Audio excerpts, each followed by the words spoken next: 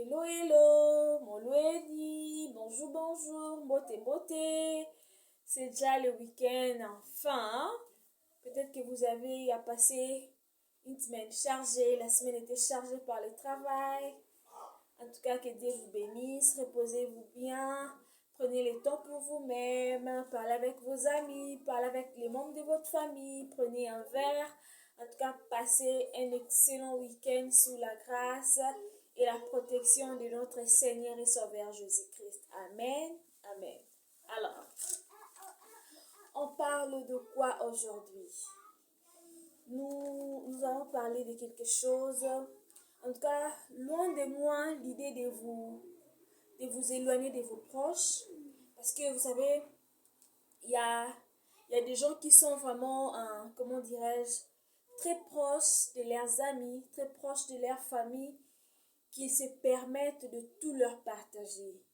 Il n'y a rien de mauvais, il n'y a rien de mal à ça, mais seulement, il y a des choses qu'il faudrait, comment dirais-je, qu'il faudrait pas vraiment partager avec tout le monde.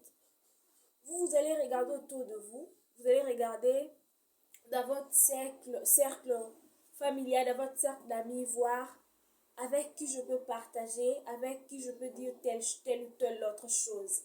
Mais seulement, c'est pas, ça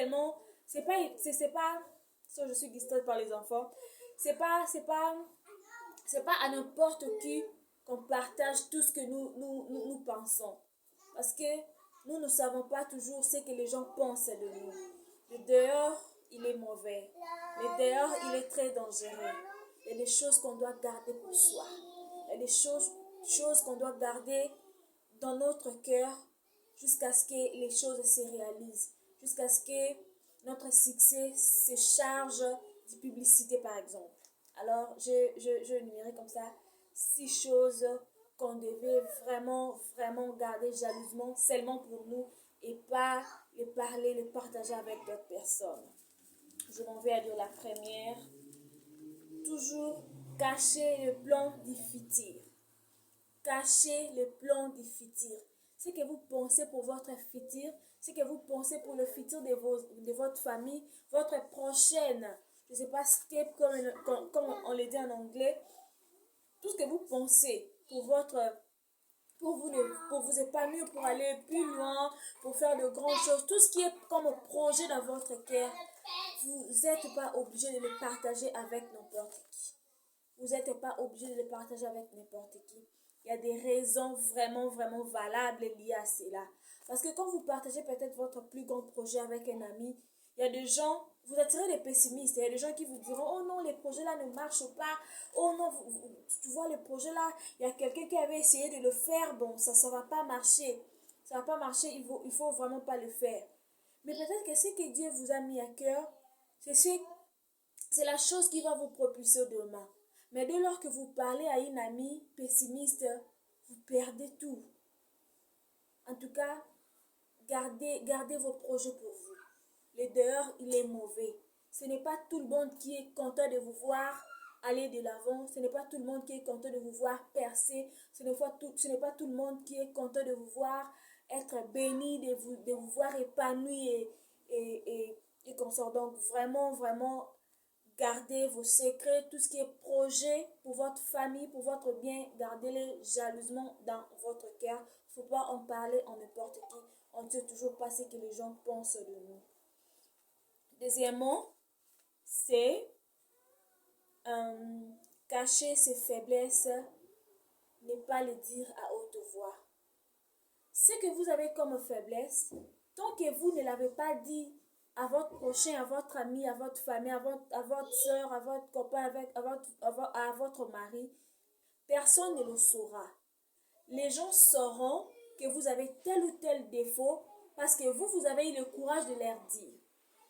Dans la Bible, vous savez, l'histoire de Samson, oui, avec Dalila, c'est parce que Samson, sous l'amour, je sais pas, le feeling qu'il avait, il dit non, tu vois, je vais te dire une chose, moi, ma force se cache dans mes cheveux. Et qu'est-ce que Dalila avait fait? Il avait coupé les cheveux de Samson. Tant que que vous révélez vos secrets, pardon, vos faiblesses aux autres, qui sait si votre ami sera demain votre ennemi et il sera par où vous touchez pour vous affaiblir, par où vous touchez pour vous néantir. Alors ne dites jamais aux gens votre faiblesse. Gardez-les pour vous et travaillez cela. Travaillez vos faiblesses, cherchez à les relever, cherchez à sortir quelque chose de bien par rapport à tout ce que vous avez comme faiblesse. Ne jamais dire aux gens que je suis faible là, que je suis faible là. Si tu me fais ça, tu verras ma faiblesse. Si tu fais ça, tu verras ma faiblesse. C'est pas du tout, c'est pas vraiment quelque chose que je vais vous conseiller, la famille. Troisièmement, le source de revenus. Comment est-ce que vous gagnez votre vie? Ce n'est pas quelque chose que vous allez partager avec les gens. Oh non, moi je gagne 500 balles par mois. Oh non, moi je gagne 1000 balles par mois. Et si votre ami là gagnait 100, je dirais 100 balles, donc vous gagnez 5 fois plus que votre ami. Ce n'est pas tout le monde qui est content de nous voir réussir. Ce n'est pas tout le monde qui est content. Peut-être à votre présence, ils vont sourire. Oh, waouh, ça c'est beaucoup. Toi, tu es friqué, tu as beaucoup d'argent. Mais à votre absence, vous allez susciter des personnes jalouses autour de vous. Vous allez vous faire passer pour un prétentieux pour rien. Peut-être que vous ne l'êtes pas. Vous savez peut-être que non, quand je partage mes secrets, quand je parle de mes revenus à mes enfants, de mes ressources financières, à mes amis. Mes amis sont contents, ils bénissent Dieu pour moi. Non, c'est pas tout le monde qui l'est. Non. Le dehors, il est vraiment dangereux, il est très mauvais. Gardez votre source de revenus pour vous-même. Si vous avez ces bons cœurs-là d'aider vos amis, faites-les. Mais seulement n'allez pas vers eux pour leur dire non, vous voyez, moi je gagne ça, je ça comme pourboire, je ça comme prime, je ça comme. C'est vraiment pas évident, faut vraiment pas le faire, c'est déconseillé de le faire. Vous attirez des jaloux, vous attirez des gens de mauvais cœur autour de vous. Peut-être que vos amis ne sont pas jaloux, mais parce que vous allez auprès d'eux pour leur dire, pour leur parler de votre revenu, vous suscitez des gens de très bons, de très mauvais cœur autour de vous. Et ces gens peuvent finir par vous faire du mal parce que vous aimez parler de vos ressources de revenus. En tout cas, ne faites pas ça chez vous. Quatrièmement, nous avons la vie sentimentale, votre vie de couple. Ne le partagez vraiment pas avec n'importe qui. Ne le partagez pas avec n'importe qui. Quand vous laissez les gens du dehors se mêler dans votre affaire de couple, c'est comme si vous ramassez les avis de toutes les personnes dehors, les opinions de tout le monde. Vous demandez à tout le monde d'avoir un mot sur votre couple. Si vous avez un problème, si vous avez un couac dans votre couple, c'est toujours conseillé de parler aux personnes matures. Les personnes que vous voyez vraiment que celui-ci ou celle-là a de l'expérience, il peut ou elle peut ajouter une pierre dans mon couple. Mais dès lors que vous décidez d'aller partager avec tout le monde dans la rue, c'est les opinions des autres que vous voulez. Alors peut-être que vous êtes encore amoureux de la personne, mais quand vous ouvrez la porte à tout le monde pour venir avec leurs avis ou leurs opinions, vous pouvez rompre comme ça, juste par sentiment, parce que vous avez laissé la porte aux autres, vous avez laissé les autres vous conduire. Donc, c'est vraiment pas conseillé de le faire. Vous avez un couac dans votre couple, appelez quelqu'un de très mature, quelqu'un de très proche, quelqu'un qui va vraiment apporter une pierre. Il y a un conseil qu'on m'avait donné, je crois 15 ans en arrière, 10 ans en arrière, que supposons moi j'ai un problème avec mon mari, c'est vraiment conseillé d'aller dans la famille de mon mari. Oui, c'est vrai, nous allons dire, oh, tous les membres de la famille de mon mari, ils vont seulement prendre la part de leurs enfants. Mais il y a toujours une ou deux personnes qui vont vous prêter leurs oreilles et dire non. Notre enfant, il a quelque chose à fixer. Notre enfant, il est fautif.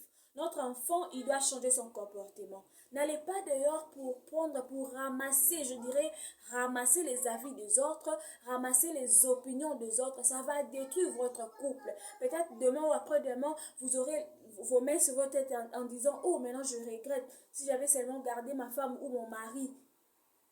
En tout cas, ne partagez pas votre vie sentimentale, votre vie de couple, votre relation, votre copinage avec les autres. Cela vraiment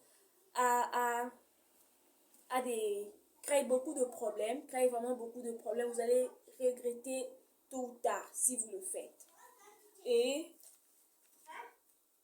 le tout dernier, l'avant-dernière, c'est la bonté et la gentillesse. Elle n'a pas besoin de publicité. Quand vous faites du bien à quelqu'un, vous vous tournez pour aller dire aux autres, oh, vous voyez, j'ai acheté du pain à cette famille-là, je leur ai donné de quoi manger, je leur ai cherché, je leur ai trouvé un toit, je leur ai donné des habits. C'est là, parce que, vous savez, quand vous faites du bien aux gens, c'est Dieu vous bénit en revanche. Mais dès lors que vous vous chargez de faire la publicité de ce que vous avez fait aux gens, Dieu ne vous bénit pas. Alors évitez de le faire. Vous allez quelque part, vous trouvez des gens qui n'ont rien à manger, vous donnez un $50, vous donnez un 100 €, vous donnez un 5 € et vous prenez le temps de filmer cela pour montrer aux gens. Si peut-être vous le faites pour que les autres s'associent à vous, pour qu'ils aident aussi les gens, là c'est bien. Mais si vous le faites pour que le monde voie et que vous aidez les gens, c'est non. En tout cas, c'est le big non, non, non, non, non. Même Dieu ne veut pas cela.